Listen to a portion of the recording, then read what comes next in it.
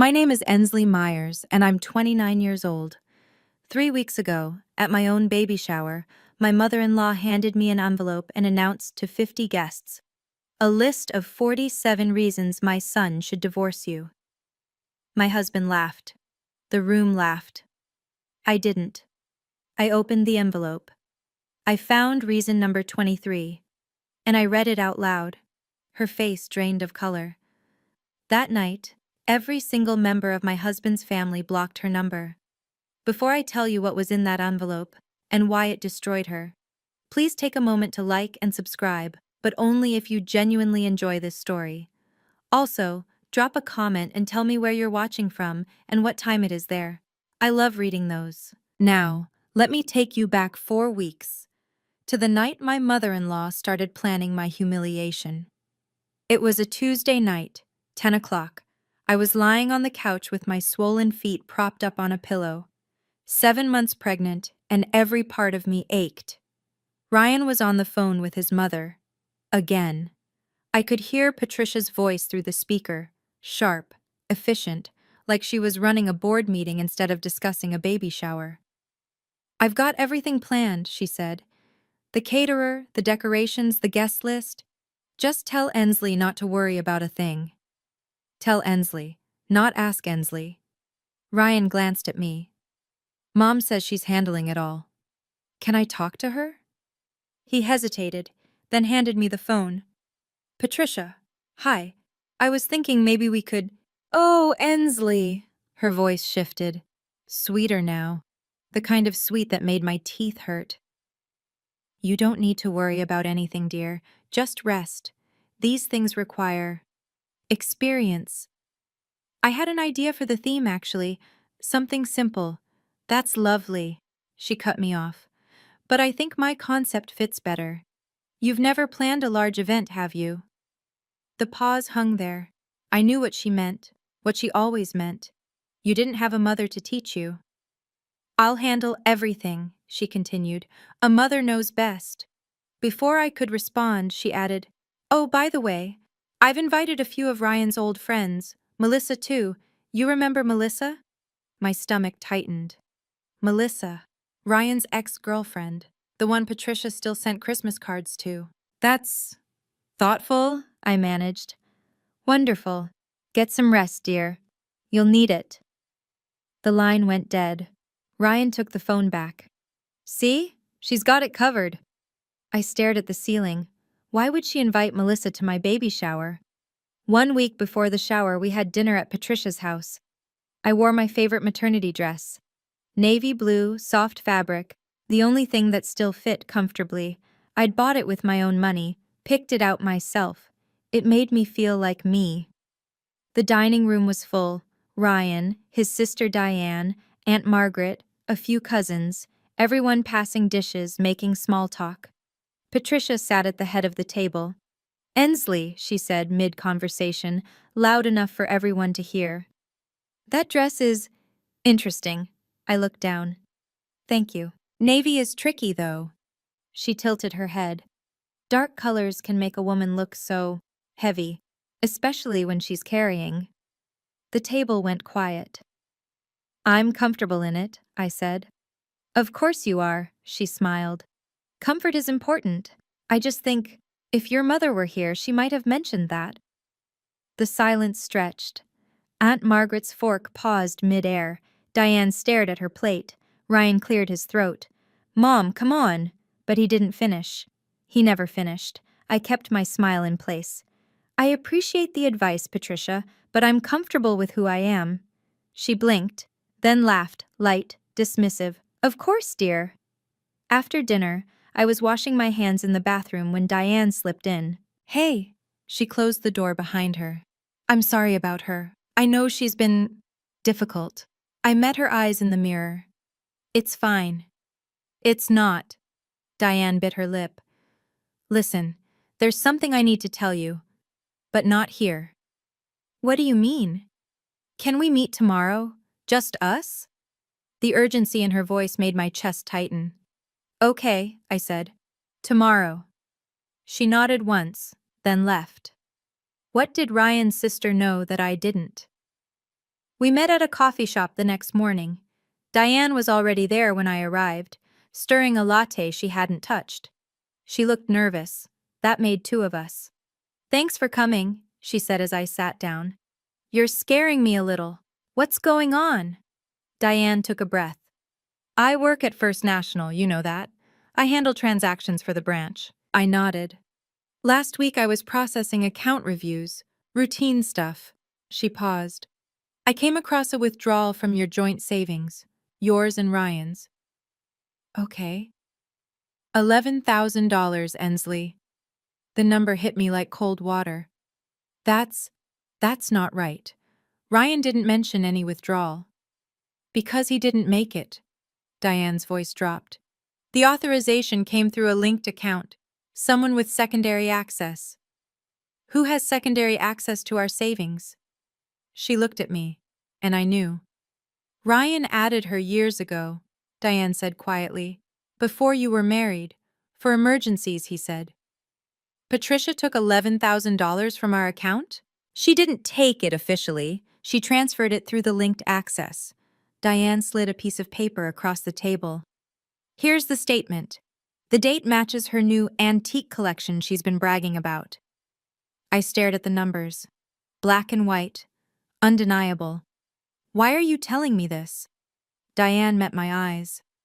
"Because it's wrong, and you deserve to know." I folded the paper carefully, slipped it into my purse. "Does Ryan know?" "I don't think so." $11,000. Gone. Without a word to either of us. "What are you going to do?" Diane asked. I didn't answer. Because I didn't know yet. But I knew one thing. I wasn't going to pretend this was okay. That night, I waited until Ryan got home. "Can we talk?" He dropped his bag by the door. "Sure. Everything okay?" "Did you know your mom has access to our savings account?" He paused. "Yeah. I added her years ago, before us. Emergency access. Why?" "Check the balance." He pulled out his phone, opened the banking app. I watched his face change. "What the? There's 11,000 missing." "I know." "How do you know?" "Diane told me. She saw the transaction at work." Ryan stared at the screen. Then he called his mother. I listened to his side of the conversation, the confusion, the questions. And then, the shift. "She says she borrowed it," he said, hanging up. "For my birthday gift. She was going to pay it back." "Borrowed." I let the word sit there. Without asking. She said it slipped her mind to mention it. $11,000 slipped her mind? "Ensley." He rubbed his face. "She said she'll pay it back. Let's not make this a big deal. You know how she gets." There it was. The phrase I'd heard 100 times. You know how she gets. Translation: don't upset her, don't challenge her. Keep the peace. "Ryan, she took money from our account, without permission. That's not a misunderstanding. She's my mother. And I'm your wife." He sighed, looked at the floor. "Please," he said quietly. "Just don't bring this up at the baby shower. I don't want drama." I stood there, 7 months pregnant, holding proof his mother had stolen from us. And he was asking me to stay quiet. "I guess we'll see," I said. I didn't promise anything. Because I was done making promises I couldn't keep. The day before the shower, Patricia called me directly. That almost never happened. "Ensley, darling." Her voice was honey over steel. "I wanted to confirm a few details." "Of course." "The photographer needs to know colors for the shots. I've coordinated everything in yellow and cream, so I'll need you to wear something that matches." I looked at the dusty rose dress hanging in my closet, the one I'd already chosen. "I have a dress picked out. Dusty rose." Silence.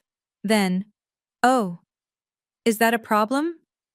"Well," she laughed lightly. "Yellow would photograph so much better. I've already briefed the team." "Then tell them I'll be in dusty rose." Another pause. Longer this time. "Of course, dear." The sweetness curdled. "Whatever makes you comfortable." I'd heard that phrase before, From her. It never meant what it said. Patricia, is there something else? Actually, yes. Her tone shifted, warmer now, almost conspiratorial. I have a little surprise planned for you at the party. Something I've been working on for quite some time. My grip tightened on the phone. What kind of surprise? Now, if I told you, it wouldn't be a surprise, would it? She laughed. Don't worry. I think everyone will love it. It's very personal. Personal. The word sat wrong in my stomach. I just want everything perfect, she continued. For the family. You understand, don't you? I understand perfectly. Wonderful. See you tomorrow, dear. Get plenty of rest. She hung up. I stood in my bedroom, one hand on my belly, the other still holding the phone. A surprise. Something personal. Something she'd been planning for quite some time. Every instinct I had was screaming. But I had no proof of anything. Not yet. The morning of the shower, Claire arrived early. She found me in the bedroom, half-dressed, staring at the bank statement on my dresser. You look like you're preparing for battle, she said. Maybe I am. Claire sat on the edge of the bed. We'd been friends since college. She was a nurse, practical and unshakable, the kind of person who stayed calm in emergencies. Tell me everything. So I did. The $11,000. Diane's warning. Ryan asking me to keep quiet. Patricia's surprise. Claire listened without interrupting. When I finished, she said, And you're still going to this party? I have to. If I skip, I'm the bad guy. She wins either way. So what's the plan? I looked at the dusty rose dress, at the bank statement, at my reflection in the mirror. No plan, I said. I'm just going to show up, smile, and get through it. Claire raised an eyebrow. That doesn't sound like you. What do you mean? You're an analyst, Ensley. You don't walk into situations without data. I almost smiled. She knew me too well. I opened my purse and pulled out the folded bank statement, showed it to her. I have the data, I just don't know if I'll use it. Claire looked at the paper, then at me. Whatever happens today, she said, I've got your back, and my phone is fully charged. For what? Documentation. She shrugged. You never know. I hugged her. For a moment, I felt less alone. Thank you. Don't thank me yet. She pulled back, grinning. Let's go watch your mother-in-law's surprise. I have a feeling it's going to be memorable. She had no idea how right she was. Patricia's house looked like a magazine spread. Yellow and white balloons clustered in archways. Streamers caught the afternoon light. A banner over the fireplace read, Welcome Baby Myers, in gold cursive. 50 guests milled about with champagne and finger foods. Cousins, aunts, family friends. Some I knew, most I didn't. It was beautiful, and not a single detail had been run by me. Ryan squeezed my hand as we walked in. See, Mom really outdid herself. I nodded, smiled, said nothing. The first person I noticed was Melissa. She stood near the gift table, blonde hair perfect, wearing a yellow dress that matched the decorations exactly. When she saw me, she smiled, slow and knowing. Had Patricia coordinated their outfits? Ensley, there you are! Patricia swept toward us, arms outstretched. She wore cream silk, pearls at her throat. Picture-perfect hostess. She pulled me into a hug, close, tight. Our beautiful mama-to-be, she announced to the room. Everyone applauded. But as she held me, she whispered, Glad you didn't wear yellow. Makes things easier. Before I could ask what she meant, she released me and turned to greet another guest. Makes things easier. I found Claire across the room. She raised her eyebrows in a silent question. I shook my head slightly. The next hour was a blur of small talk and forced smiles. Every few minutes I caught Patricia watching me, pleased, anticipatory. Then, at exactly 3 o'clock, she clinked a fork against her champagne glass. The room fell quiet. Everyone, please gather around, Patricia announced, beaming. Before we continue, I have a very special presentation for Ensley, something I've been working on for months. My heart began to pound. This was it, the surprise, and I had a terrible feeling I knew what was coming.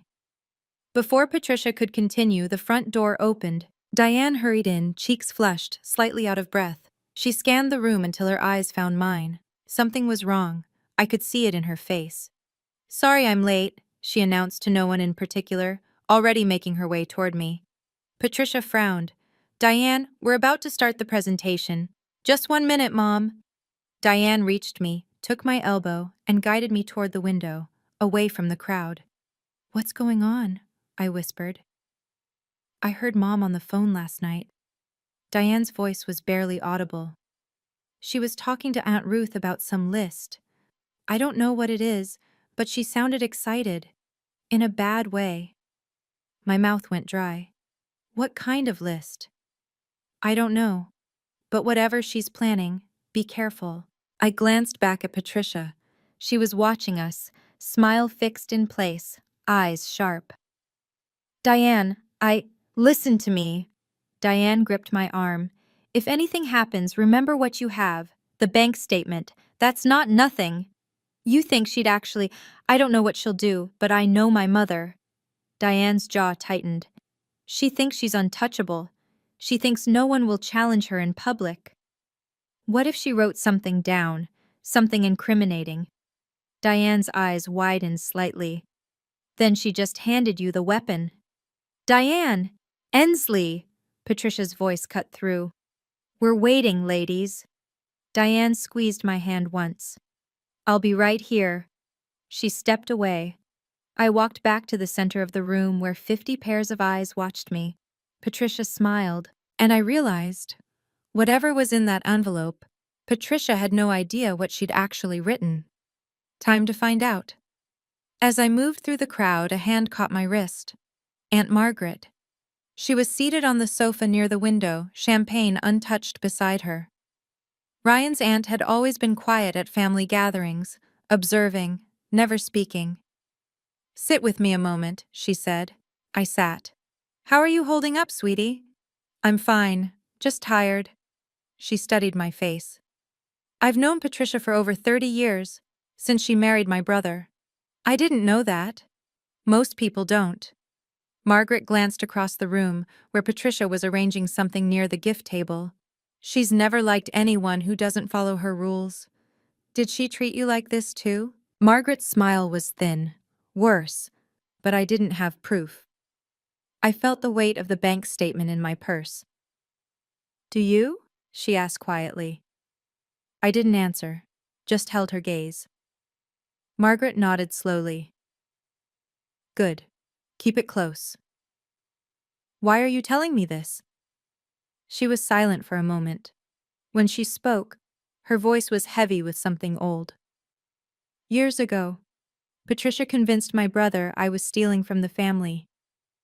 I wasn't." Her eyes glistened. "But I couldn't prove it, and Richard died believing her lies. I'm so sorry." "Don't be sorry. Be smart." She squeezed my hand. "If she tries anything today, don't let her win with silence. Silence is how she's won for 30 years. Everyone, gather around." Patricia's voice rang. Margaret released my hand. "Go. And remember what I said." I stood, walked toward the center of the room.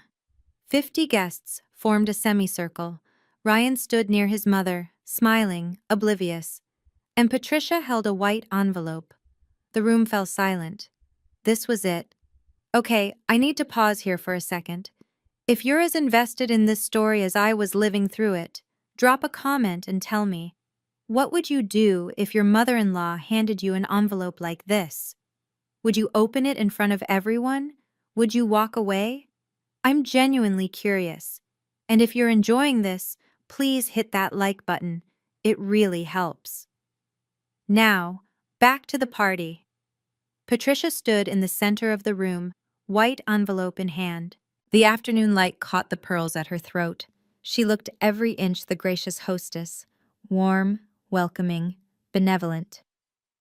"Ensley, sweetheart." She extended her hand. "Come here." I walked toward her. Each step felt like wading through water.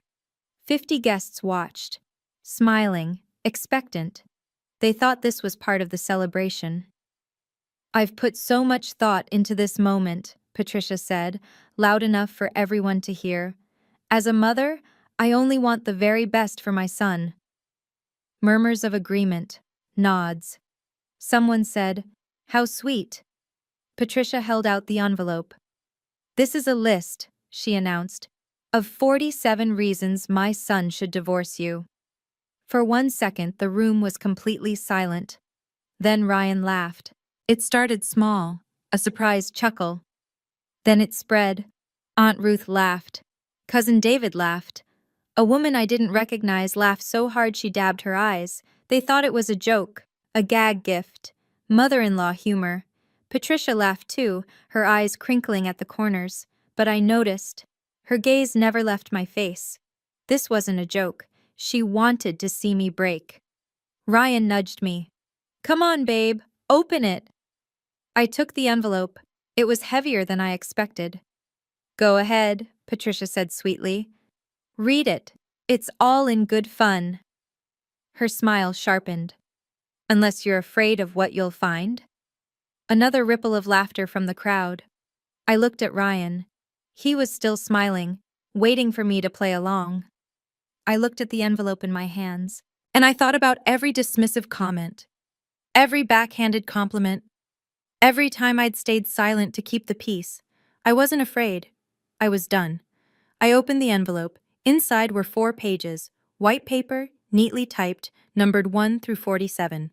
The room was still buzzing with amusement. Someone whispered, "This is priceless." Another said, "Patricia's such a character." I began to read. Number 1. She doesn't know how to cook a proper roast. Number 4. She convinced my son to move 20 minutes away from me. Number 7. She works too much. A wife should be home. Number 15. She's too independent. A good wife relies on her husband. The complaints were petty, small. The kind of grievances a bitter woman collects over years, polishing them like stones. But I kept reading. Number 19. She didn't invite me to her doctor's appointment. Number 21. She won't let me decorate the nursery. And then I reached number 23. I read it once, then again. My heart stopped. "Well?" Patricia's voice broke through. "Anything interesting?" I looked up, met her eyes. Around me, 50 people waited. Claire stood in the corner, phone in hand. Diane hovered near the door, pale. Aunt Margaret watched from the sofa, hands folded. Ryan was grinning. "Come on, read some out loud. This is hilarious." Patricia tilted her head. "Yes, dear, share with the class." I looked at the words one more time. Reason number 23. She doesn't even know I accessed their joint bank account to withdraw money for Ryan's birthday gift. Proof she doesn't pay attention to their finances. She'd written it down. Patricia had actually written down her own confession, and she had no idea.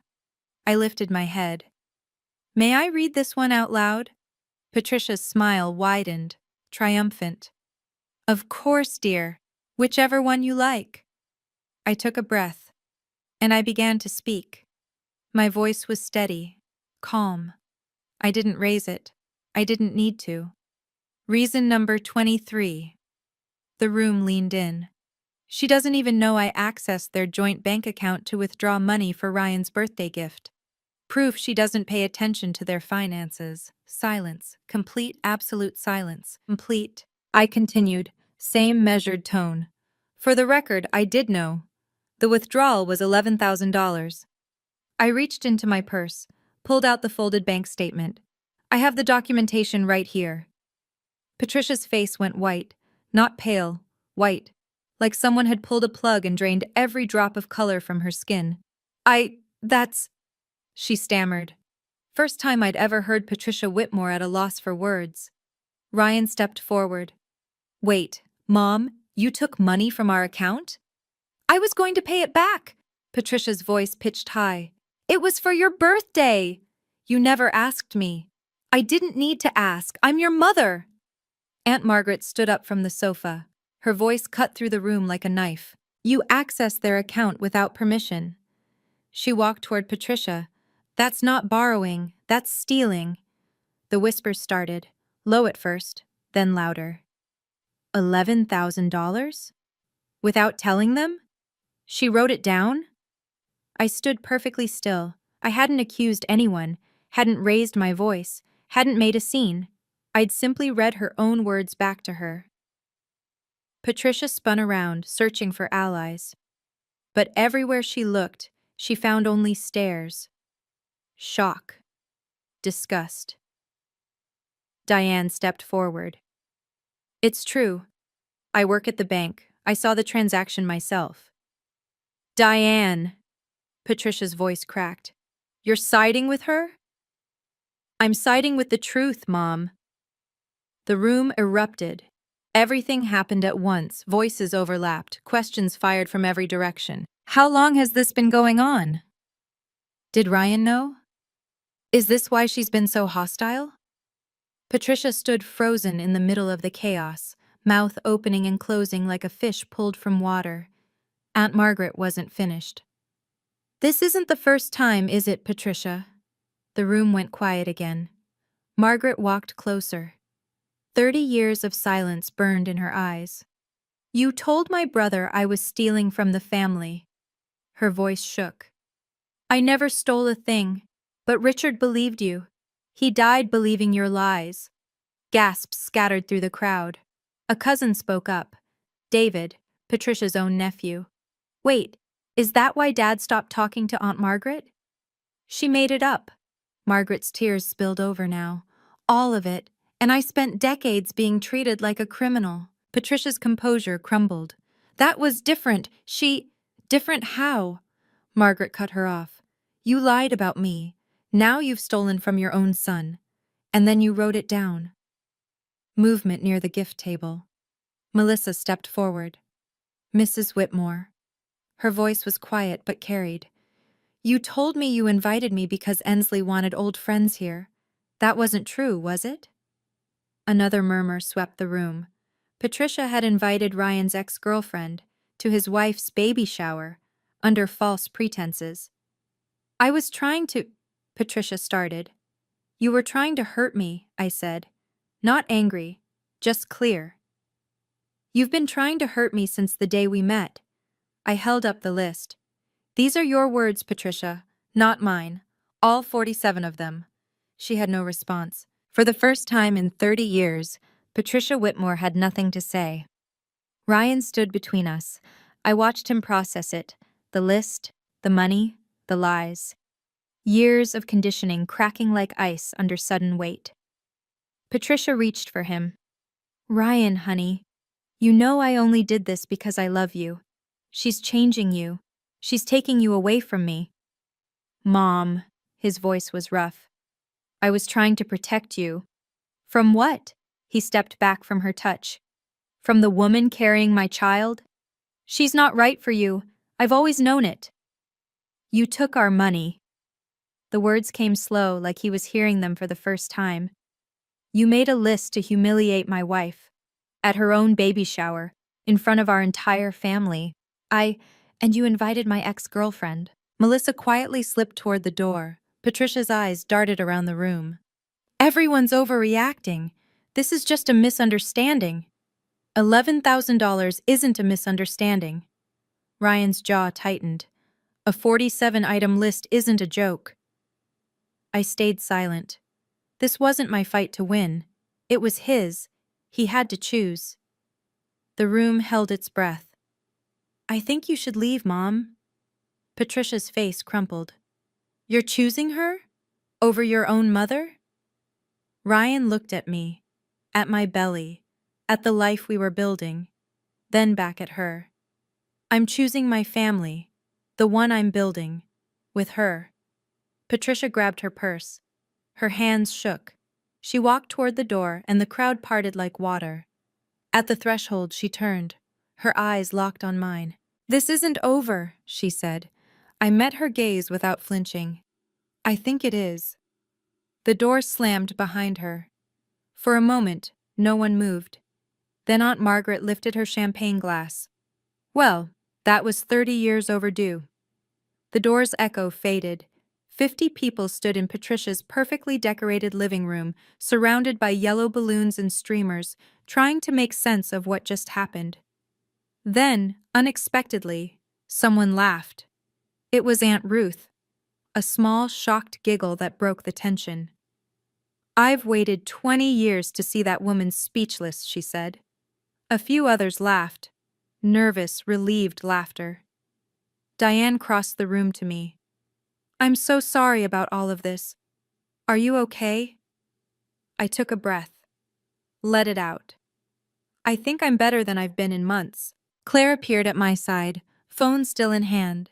She leaned in close. "I got it all on video, just in case." I nodded.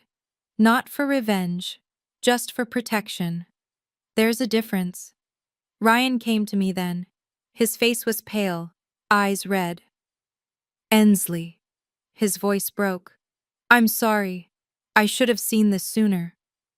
I took his hand. "You see it now. That's what matters." Around us, the baby shower slowly resumed, awkwardly at first, then with genuine warmth. Someone cut the cake, someone else started opening gifts, but the mood had shifted, lighter somehow, like a pressure valve had finally released. Patricia's cousin Ellen found me near the dessert table. "Thank you," she said quietly. Someone needed to stand up to her. We've all been too afraid. Similar whispers reached me throughout the afternoon. Relatives I'd barely met, friends of the family, all with the same message. It was about time. I didn't expose her. She exposed herself. I just read what she wrote. By the time we left that evening, I realized something had changed. For the first time since I'd married Ryan, I didn't feel like an outsider in his family. I felt like I belonged. Before the party ended, a small group gathered in Patricia's study. Ryan, me, Diane, Aunt Margaret. The door closed behind us.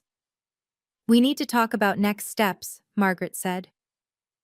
Ryan sat on the edge of Patricia's desk. The desk where she probably typed that list. "I'm removing her access from our accounts first thing tomorrow." "Good," Diane said. "That should have been done years ago." "And the 11,000? I asked. Diane pulled out her phone, checking something. "Legally, you have options. The withdrawal was unauthorized. You could pursue it." "I don't want to sue her." I shook my head. "I just want boundaries." "Then make them clear." Margaret's voice was firm. "In writing, no more family favors, no more access to your finances, your home, or your decisions, not until she earns it back." Ryan nodded slowly. "I'll send her an email. Lay it all out. No contact until she apologizes and pays back the money." "An actual apology," Diane added. "Not her usual, 'I'm sorry you feel that way' nonsense." "And the baby shower?" I looked around the room. "Do we just pretend this didn't happen?" Margaret laughed. It was warm, genuine. "Honey, this is the most honest family gathering I've been to in 30 years. Ryan took my hand. "I'm not cutting her off forever. She's still my mother. But until she takes responsibility, she doesn't get access to our life." I squeezed his hand back. It wasn't a perfect solution. It wasn't even a complete one. But it was a start. Boundaries aren't about punishment. They're about protection. And for the first time in my marriage, I had both my husband and his family standing beside me. That was worth more than any apology. Can I be honest with you for a second? When I was standing there reading that list out loud, my hands were shaking. But I realized something. Silence wasn't protecting me. It was protecting her. If you've ever had to stand up to someone who thought they were untouchable, I see you. Drop a heart emoji in the comments. And if you're new here, please subscribe. We've got more stories coming. Now let me tell you what happened that night. That night, our apartment felt different, quieter, lighter, like a storm had passed and left everything clean. Ryan sat on the couch staring at his phone. "I have 12 messages," he said. From who? Everyone. He scrolled through. Uncle David, Cousin Beth, Aunt Ruth, people who haven't texted me in years. What are they saying? He read a few out loud. Diane. Mom's been calling everyone. No one's answering. Aunt Margaret. Blocked her number. 30 years too late. But better late than never. Cousin Beth. I always knew something was off with her. Thank you for finally proving it. Uncle David. Proud of you, son. That took guts. Ryan set the phone down. His eyes were distant. How do you feel? I asked. He thought for a long moment. Guilty, he said. Relieved, sad, all at once. That's okay. I sat beside him. You're allowed to feel all of it. I spent 31 years thinking her behavior was normal. He turned to look at me. It took you standing up to show me it wasn't. I didn't say anything, just rested my head on his shoulder. His phone buzzed. He checked it, then showed me the screen. He'd blocked Patricia's number. I'll unblock her when she's ready to be a grandmother, he said quietly, not a controller. I thought about the baby growing inside me, about the family I wanted to build. She can still fix this, I said. All she has to do is apologize, genuinely. You think she will? I remembered Patricia's face as she left, the rage, the humiliation, the promise in her eyes. I don't know, I said honestly, but the door's not locked, just closed. Whether she chose to open it was up to her. A week passed. Then the email arrived. Ryan showed me on a Sunday morning, his face carefully neutral. It's from her. I set down my coffee. What does it say? He read it aloud. Dear Ryan, I've had time to reflect on what happened at the shower. I'm deeply hurt that you chose to publicly humiliate me in front of our entire family. Ensley clearly orchestrated this to turn everyone against me. I was only trying to protect you, as I always have. The money was a loan, nothing more. I expected my own son to understand that. I hope you'll reconsider your position and see that I've only ever wanted what's best for you. Love, Mom. He put the phone down. I waited. She's not apologizing, he said finally. She's explaining why she was right. I know. She's blaming you. I noticed. He rubbed his face. What do I do? I thought about it. About Patricia. About second chances. About boundaries that mean nothing if they bend at the first test. That's your call, I said, but if you respond, be clear. He picked up his phone, started typing, deleted it, started again. When he finished, he showed me. Mom, until you genuinely apologize to Ensley and pay back the money, I won't respond. I love you, but I love my family more. You didn't have to mention my name. Yes, I did. He looked at me. You're the reason I finally see clearly. He hit send. We didn't expect a response, and we didn't get one. But 1 week later, Diane called. $11,000, she said. Just appeared back in your account this morning.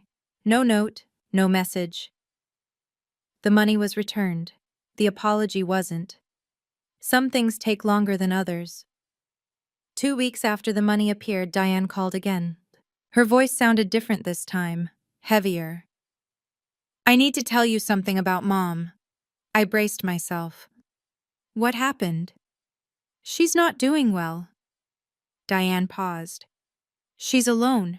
No one's talking to her. Margaret blocked her. Ruth blocked her. Even her bridge club dropped her. I didn't tell anyone to block her. I know. They made their own choice. Diane sighed. But she's spiraling. She called me crying last night, said everyone abandoned her. I listened to the silence on the line. How do you feel about that? I asked. Honestly, conflicted. Diane's voice cracked. She's my mother. She's awful. Both things are true. I understood that, more than she knew. She can fix this, Diane. All she has to do is apologize, genuinely. I told her that. She keeps saying she did nothing wrong. Then she's not ready yet. I know. A long pause. I just wanted you to know what's happening with her. In case, I don't know, in case it matters. I looked out the window, thought about the woman who'd spent years making me feel small, who'd stolen from us, who'd tried to destroy my marriage in front of 50 people. I didn't feel happy that she was suffering, but I didn't feel guilty either. Thank you for telling me, I said. And Diane, you're not responsible for her choices. Neither are you. I know. When we hung up, Ryan was watching me. How is she?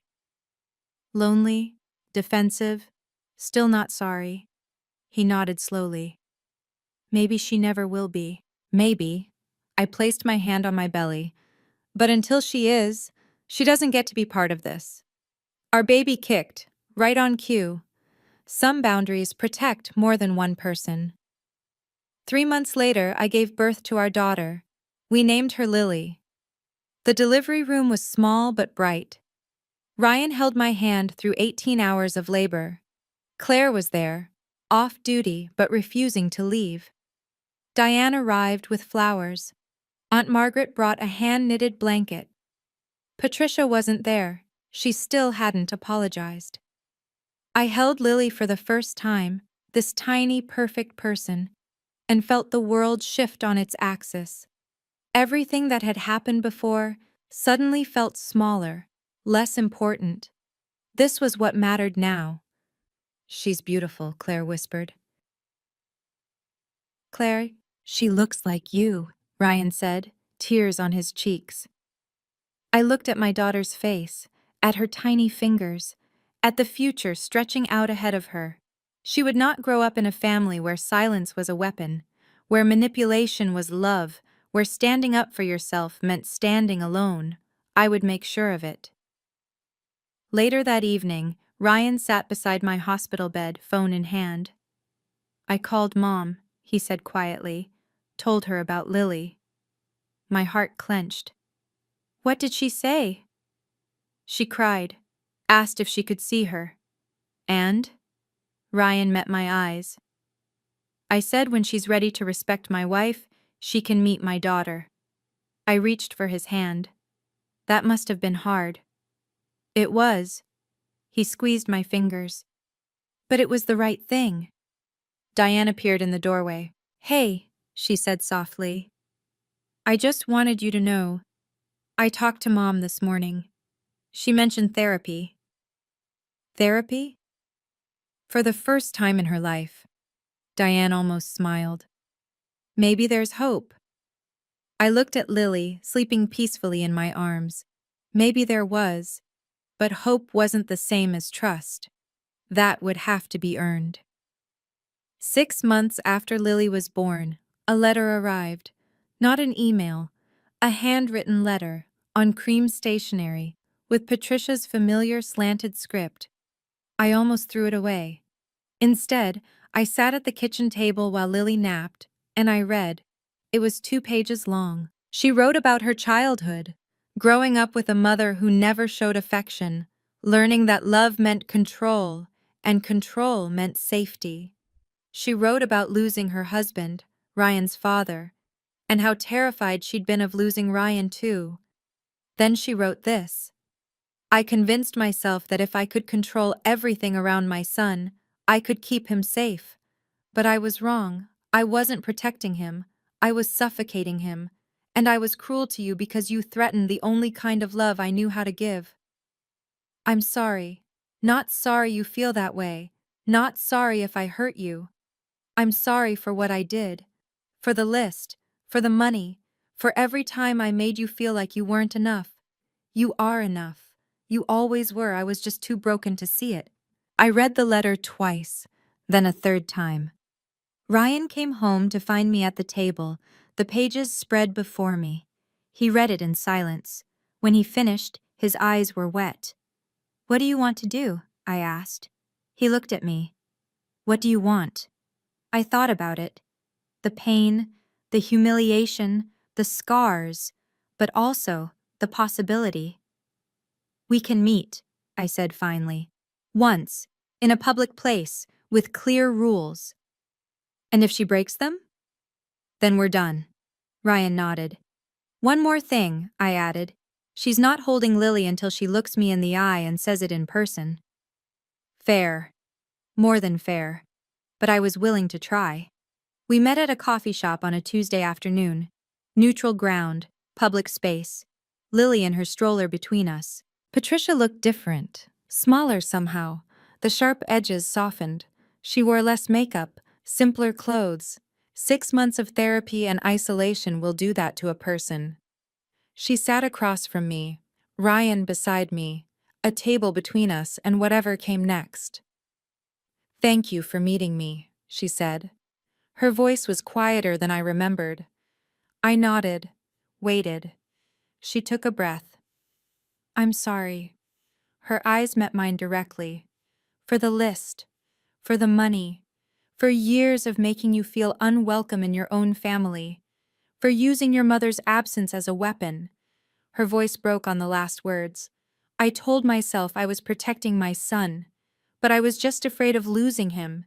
And instead of dealing with that fear, I took it out on you. She wiped her eyes. You didn't deserve any of it. And I'm sorry. The coffee shop hummed around us.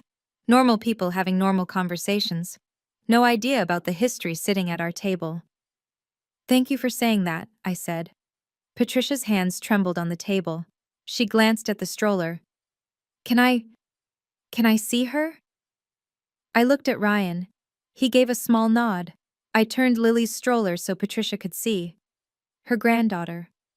6 months old, sleeping peacefully.